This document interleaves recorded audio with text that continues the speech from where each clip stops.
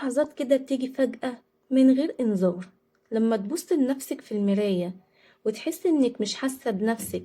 بتحس إنك بتجري ورا كل حاجة، بتحاولي ترضي الناس، بتحاولي تنجحي، بتحاولي تكوني كويسة، بس جواكي دايما في صوت بيقولك أنا تعبت، أنا مش مرتاحة، فين أنا؟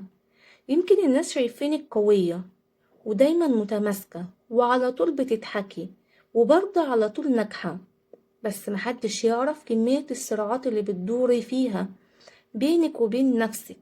الصراع بين انك تبقي قوية وبين انك تبقي مرتاحة. بس عارفة الأنثى اللي بتعيش فعلا مش اللي بتكسب كل يوم معركة.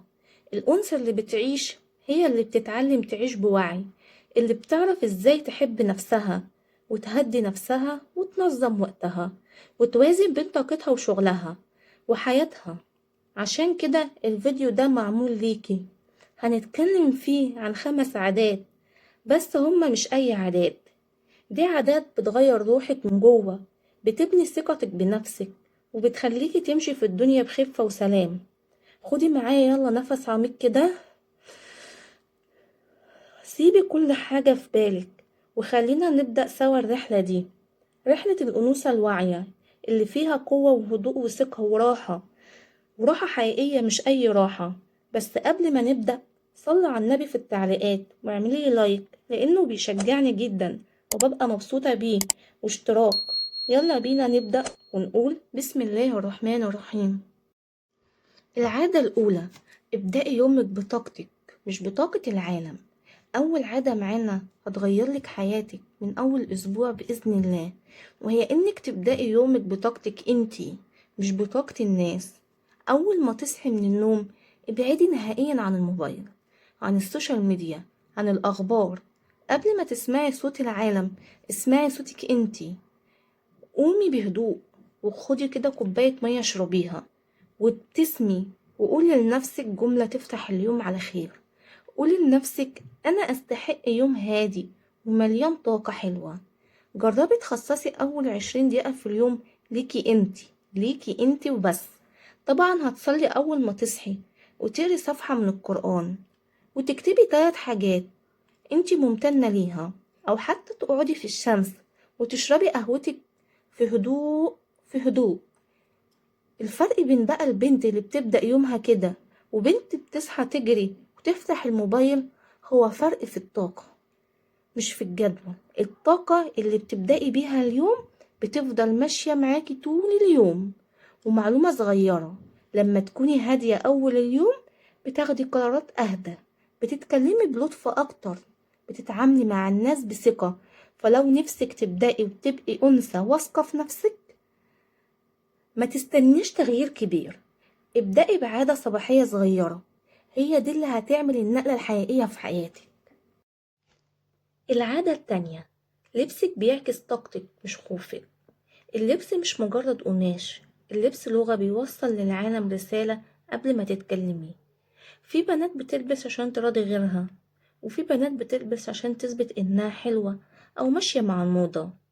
بس الأنثى الواعية بتلبس عشان تحترم نفسها مش عشان ترضي حد.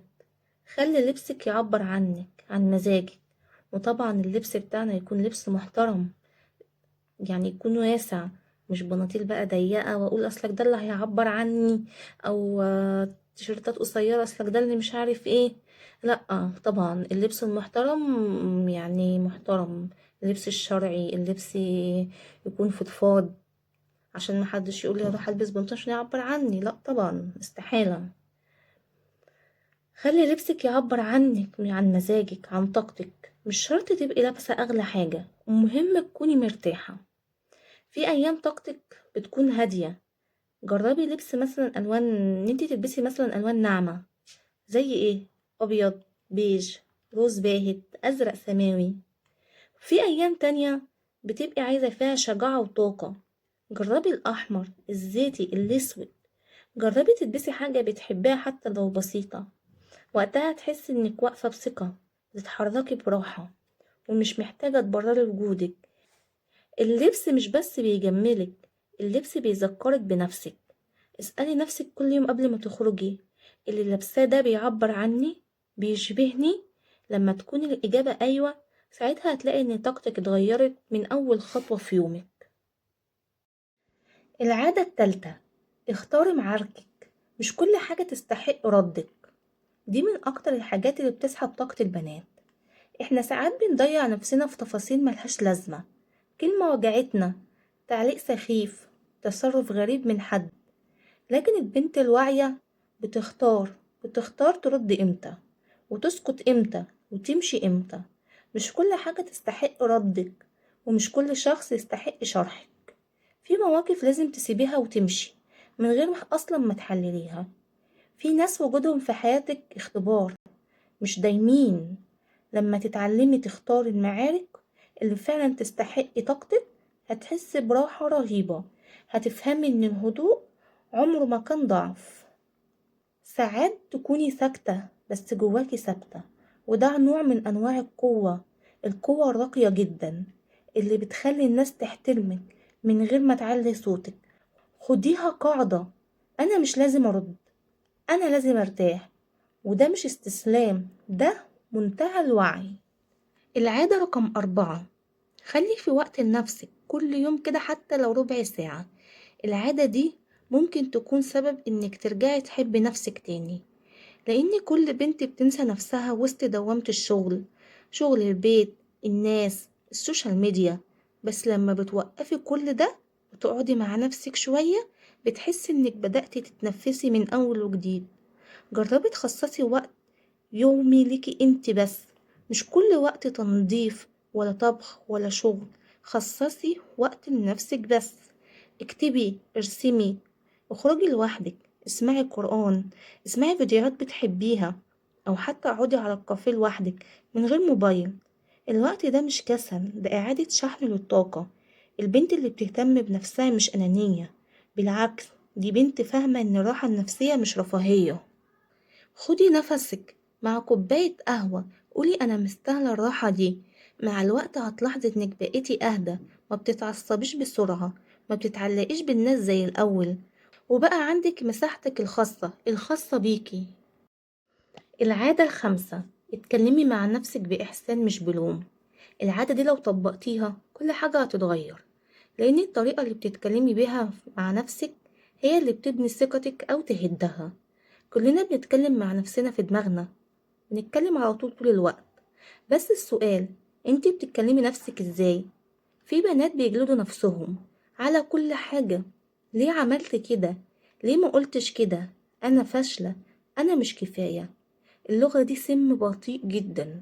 جربي تقولي بدلها انا بتعلم، انا اتطورت عن زمان، انا بحاول، ومش لازم اكون مثالية.